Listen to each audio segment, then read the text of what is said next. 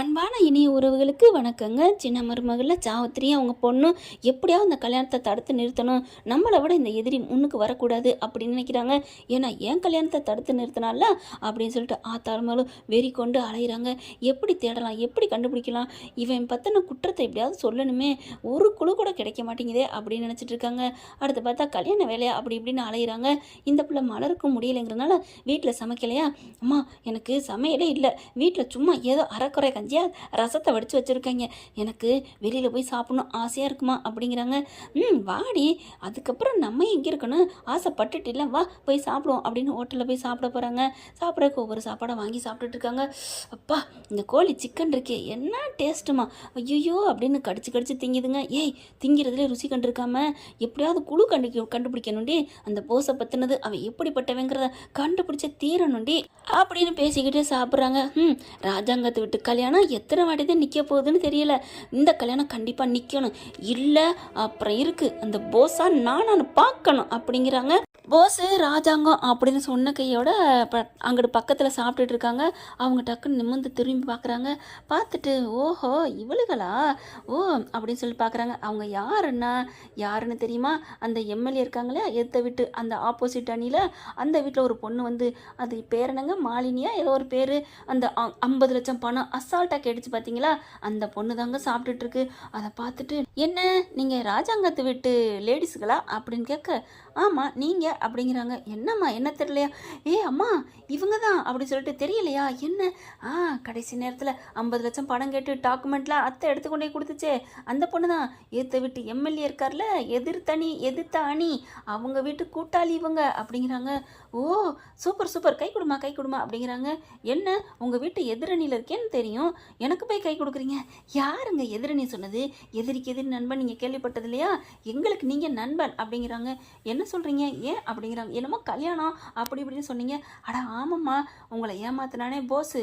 என்னது என்ன ஏமாத்துறானா, அட விடுங்க உங்ககிட்ட பழகினால. ஓ அப்படி சொல்ல வரீங்களா, ஓகே ஓகே சொல்லுங்கள்.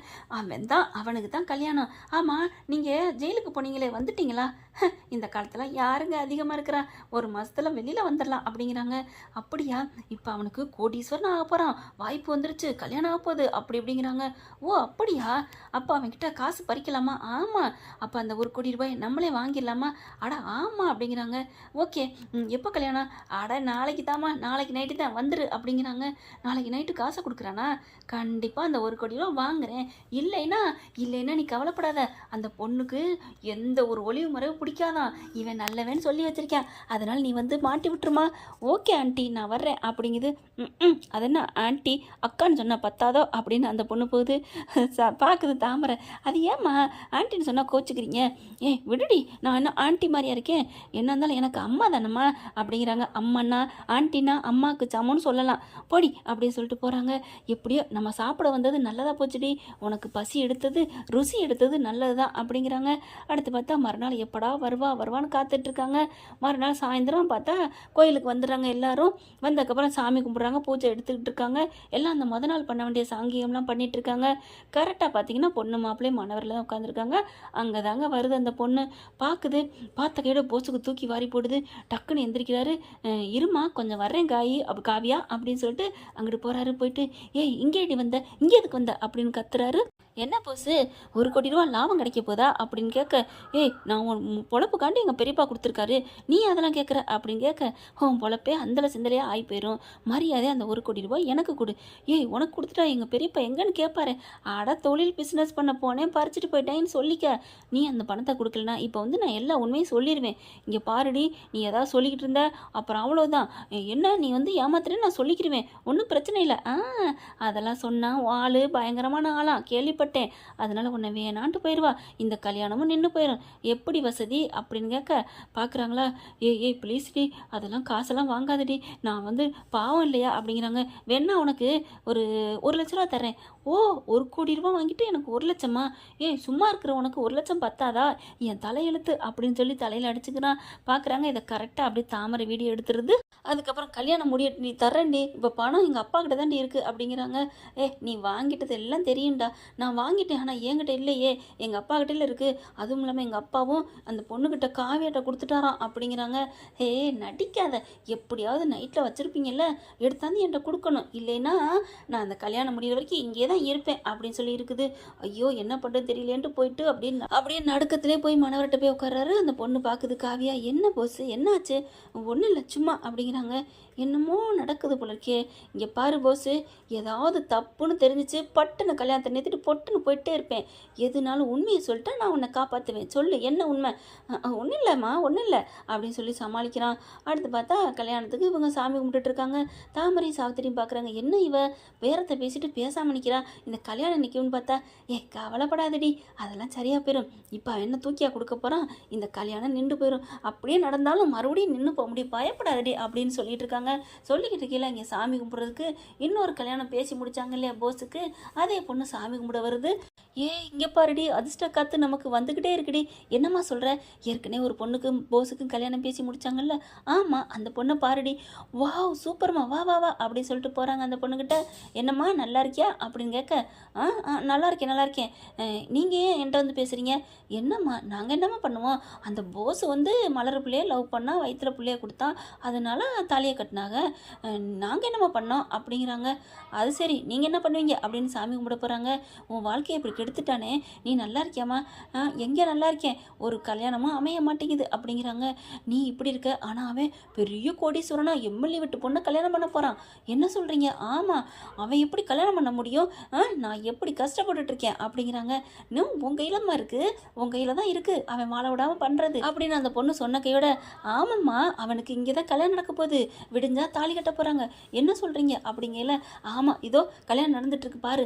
ஆமாம் ஆளுங்கள்லாம் வேலையாக பார்த்துட்டு இருக்காங்க, நான் யாருக்கோ கல்யாணம்னு நினச்சிட்டு இருந்தேன், யாருக்கும் இல்லைம்மா, உன் வாழ்க்கை கெடுத்தானே அவனுக்கு தான் கல்யாணம், வா வா வந்து சொல்லுவா அப்படிங்கிறாங்க. வேகமாக உள்ளுக்கு வந்துட்டுருக்கு. பார்த்தா பஸ்ஸே இங்கே பார் அப்படின்னு சொல்லி கூப்பிட்றாங்க. போஸ் பார்க்குறாரு, அந்த பொண்ணை பார்த்தோன்னா தூக்கி வாரி போடுது. அப்படியே எந்திரிக்கிறாரு. என்ன போஸ் எந்திரிச்சிட்டே இருக்கீங்க? அது ஒன்றும் இல்லை அப்படின்னு சொல்லிட்டு டக்குன்னு எந்திரிச்சு போகிறாரு. இங்கே பாரு, இங்கே எதுக்கு நீ வந்த? ஏன் இது என்ன உன் அப்பா விட்ட இடமா? இது கோயில் இடம், யார் வேணாலும் வருவாங்க போவாங்க அப்படிங்கிறாங்க. அந்த பொண்ணு பொறுத்து பார்த்துட்டு காவியாவும் எந்திரிச்சு வந்துடுது. என்ன பிரச்சனை அப்படின்னு கேட்க, ஒன்றும் இல்லைம்மா பேபி நீ போ அப்படிங்கிறாரு. அந்த பொண்ணு பார்க்குது, நீ தான் புதுசாக கல்யாணம் பண்ண போகிற பொண்ணா அப்படின்னு கேட்க பார்க்குறாங்க. நீ யாரு, நீ யாரா இப்படி நீ உட்காந்துருக்கியே? இதே மாதிரி நானும் கொஞ்ச நாளைக்கு முன்னாடி இப்படி தான் உட்காந்துருந்தேன், ஆனால் இந்த பயப்புள்ள நீ நல்லவன் நினச்சிட்டு உட்காந்துருக்கியா? இவன் பயங்கரமான ஜகஜால கில்லாடி, ஏற்கனவே ஒரு பொண்ணை கெடுத்து அந்த பிள்ளைய வாந்தி எடுக்க வச்சு மோசமான ஆள் தெரியுமா? அந்த பொண்ணு வந்து அப்படியே அவளை குரல் நியாயம் கேட்டுச்சு. நானும் என்ன பண்ணுறது, வேறு வழி இல்லாமல் நான் அந்த பொண்ணுக்கு விட்டு கொடுத்துட்டு போயிட்டேன். இவன் எப்பேற்பட்ட ஆள்னு எனக்கு தான் தெரியும் அப்படிங்கிறாங்க. அப்படின்னு நடிக்க போகிறாரு. அந்த பொண்ணு பார்க்குது, ஏற்கனவே எம்எல்ஏ பொண்ணு இங்கே வந்து நின்றுச்சு இல்லையா, அது பார்த்தா போஸ்கிட்ட இங்கே பாரு எங்கே பணம் அப்படிங்குது. அடி ஏடி நீ வேற அப்படின்னு திரும்புகிறாரு. ஆஹா இவன் கொடுக்க மாட்டான் போல இருக்கே. சாவித்திரி பார்க்குது, இங்கே பாருமா, நீ 1 கோடி ரூபா ஆசைப்படுறது தப்பு, அவன் உனக்கெல்லாம் கொடுக்க மாட்டான், உனக்கு வேணா நான் 5 லட்ச ரூபா பணம் தரேன் என்கிட்ட இருக்குது, அதை வாங்கிட்டு நீ எல்லாம் உண்மையும் சொல்லு, இல்லைன்னா போ நான் என்ன பண்ண முடியும் அப்படின்னு சொல்ல, 1 கோடி தர்றான்னு சொல்லிட்டு அவன் தராமல் போயிடுவான், இங்கே 5 லட்சமாவது நமக்கு கிடைக்க போகுது, அதனால் நம்ம 5 லட்சத்தை வாங்கிக்குவோம் அப்படின்ட்டு, சரி நான் உண்மையை சொல்கிறேன் அப்படின்ட்டு டக்குன்னு வேகமாக போகிறாங்க. போஸு அப்படின்னு போக, நீங்கள் எது இங்கே வந்த அப்படிங்கல. காவியா பார்க்குது, இது யார், இது ஒருத்தனும் இல்லை அப்படின்னு சொல்லல. என்ன யாருன்னு தெரியாத மாதிரி போஸ் நடிக்கிறியா, சொல்லுமா அப்படின்னு தாமரையும் ஈஸ்வரியும் சொல்ல, தாமரையும் சாவித்திரியும் சொல்கிறாங்க. ஈஸ்வரி சாரிங்க அவங்க அம்மா இல்லை. அடுத்து பார்த்தா அந்த பொண்ணு என்ன பண்ணுது, எம்எல்ஏ பொண்ணு, அந்த எம்எல்ஏ வீட்டில் இருக்கிற பொண்ணு தாங்க. 1 கோடி ரூபா கிடைக்காதுன்னுட்டு, இங்கே பாருமா நீ தாலி கட்டிக்க போறியா, இவன் என் கூட உறவுல இருந்தவன் தெரியுமா அப்படிங்கிறாங்க. என்னது உறவில் இருந்தாரா அப்படிங்கிறாங்க. ஆமாம் இதுக்கெல்லாம் ஆதாரம் நிறைய இருக்குது அப்படின்னு சொல்கிறாங்க. என்ன ஆதாரங்கையில் ஃபோட்டோவை எடுத்து காமிக்கிறாங்க, வீடியோ காமிக்கிறாங்க. இல்லை காயு, இல்லை பேபிமா, இல்லை பேபி, அச்சி வாய மூடு, எல்லாத்தையும் ஆதாரத்தோடு நிரூபிக்கிறாங்க அப்படிங்கிறாங்க. அதுக்கப்புறம் என்ன பண்ணுறாங்க, தாமரையும் சாவித்திரியும், இல்லைம்மா இன்னொரு ஆதாரம் இருக்குது, இந்த பொண்ணு எப்போ வந்துருச்சு உன் புருஷன்ட்ட, சச்சா இனிமேல் புருஷன்னு சொல்லக்கூடாது, இந்த போஸுக்கிட்ட பேரம் பேசுனாங்க, அதை பார்க்குறியா அப்படின்னு சொல்லிட்டு அந்த வீடியோ காமிக்கிறாங்க. இங்கே பாரு 1 கோடிலாம் தர முடியாது அப்படி இப்படின்னு பேசினார் இல்லையா, அது அப்படியே பதிவாயிருக்கு. எப்படி அப்படின்னு கேட்க அப்படியே தூக்கி வாரி போடுது. இப்படி ஒரு கேவலமானவன நான் தாலி வாங்கிக்க தெரிஞ்சனே, இவன்ட்ட போய் அப்பா இந்த கல்யாணம் வேணாம், ஒன்று வேணாம் அப்படிங்கிறாங்க. கிளம்புறாங்க. வாங்கப்பா கிளம்புவோம் அப்படின்னு கிளம்ப போயில, ஹலோ நில்லுங்க அப்படிங்கிறாரு சேது. என்ன அப்படின்னு பார்க்கல, என்னவா எங்கள் அப்பா கொடுத்த 1 கோடி ரூபாய் சேர்த்து எடுத்துகிட்டு போகிறீங்க அப்படின்னு சொன்ன கேட, எங்களுக்கு இந்த காசு தூசு, எனக்கா தேவையில்லை, அப்பா அந்த காசை விட்டுறீங்க அப்படிங்கிறாங்க. ஏம்மா அங்கே தாம்மா இருக்குது உன் ரூமில், மேக்கப் ரூமில் எடுத்துக்க சொல்லு அப்படின்னு சொல்லிட்டு கிளம்புறாங்க எல்லாரும். இங்கே சாவித்திரி தாமரை வேகமாக மேக்கப் ரூமுக்கு ஓடுதுங்க. ஐயோ பணப்பெட்டி 1 கோடி ரூபா அப்படிங்கல சேது எல்லாருமே அங்கே வந்துடுறாங்க. என்ன அத்தை பணம்னு அப்படியே வந்து நிற்கிறீங்க? இல்லை தம்பி ஒன்றும் இல்லை அப்படிங்கல, நல்லா கல்யாணத்தை நிறுத்தல, சூப்பர் ஆள் அப்படிங்கிறாங்க. ஏன் தம்பி நான் கல்யாணத்தை நிறுத்தல எதுவும் தப்பா அப்படிங்கல தமிழ்ச்செல்வி வருது. தப்பே இல்லை அம்மா, நீங்கள் பண்ணது சூப்பர்மா, கை கொடுங்க அப்படிங்கிறாங்க. என்னடி இவன் நம்ம கை கொடுக்குறா? ஆமாம் அவளும் ஏதாவது சவால் விட்டுருப்பா, அவள் நோகாமல் நம்ம நடத்தி காமிச்சிட்டோம்ல, அதனால கை கொடுப்பான்னு நினைக்கிறேன். கரெக்டு தாமரை கரெக்டு, நீ கரெக்டாக சொல்லிட்ட அப்படிங்கல. போஸ் அங்கே வாரான். போஸை பார்த்துட்டு, என்ன போஸு 1 கோடி ரூபா உன் கைக்கு கிடைக்காமலே போச்சா? என் கைக்கு கிடைச்சிச்சுடி, அதுக்கப்புறம் தான் போச்சு அப்படிங்கிறாங்க. வாயை மூடு அரைஞ்சிருவேன், யாரை பார்த்து வாடி போடி அப்படிங்கிறாங்க. எப்படியோ உனக்கு காசு போச்சுல்ல அப்படிங்கிறாங்க. அப்படி ஈஸ்வரி அடிச்சுக்குது. ஐயோ ஐயோ ஐயோ என் பிள்ளைக்கு கல்யாணம் நின்று போச்சே அப்படின்ட்டு ராஜாங்க பார்க்குறாரு. ச்சே ஏண்டா என்னடா அப்படிங்கிற. பெரியப்பா இதெல்லாம் முன்னாடி நடந்தது பெரியப்பா, நான் என்ன பெரியப்பா பண்ணுறது அப்படிங்கிறாங்க. அதுதான்டா ஒழுக்கமாக வாழணுங்கிறது. எப்போவும் செய்கிற நல்லதும் சரி கெட்டதும் சரி நமக்கு பின்னாடி வரும்டா. நல்லது நல்லதாகவே வரும், கெட்டது கெட்டதாகவே வரும். நீ எப்போ செஞ்ச கெட்டது இப்போ உனக்கு கெட்டதாகவே அமைஞ்சு போச்சு, ஒன்றும் பண்ண முடியாது போ அப்படின்ட்டு போயிடுறாரு. பெரியப்பா அப்படின்ட்டு வந்து நிற்கிறாரு. என்னடா உடனே ஈஸ்வரி, மாமா உங்கள் பிள்ளை நல்லா முன்னுக்கு வரணும்னு நினச்சிங்கன்னா அந்த காசை அண்ணன் கொடுக்க நினைச்சாலும் நான் கொடுக்க மாட்டேன்டி அப்படின்னு போயிடுறாரு. ஒன்றும் செய்ய முடியாமல் தவிக்கிறாங்க. தமிழ்ச்செல்வி ரொம்பவே சந்தோஷப்பட்டு கை தட்டி அப்படி சொடக்கு போட்டு கூப்பிட்டு, எப்படி நான் ஜெயிச்சனா அப்படின்ட்டு போகிறாங்க. வந்து அந்த 2 பொண்ணுங்களும், அப்பாடா நம்ம வாழ்க்கையை கெடுத்து இவனை நல்லா கெடுக்க வச்சாச்சு அப்படின்ட்டு போகிறாங்க. ஆனால் இந்த எம்எல்ஏ பொண்ணுலாம் அவர் வாழ்க்கையை கெடுக்கல தான், இருந்தாலும் எதிரிக்கு இப்படி தாங்க அமையும். ஓகே ஃப்ரெண்ட், பார்க்கலாம். இப்படி போனால் நல்லா தான் இருக்கும். இந்த பற்றி உங்களுக்கு பிடிச்சிருந்துச்சுன்னா உங்கள் பொண்ணான கையில் ஒரு லைக்கை போட்டு சப்ஸ்கிரைப் பண்ணிடுங்க. Thank you friends.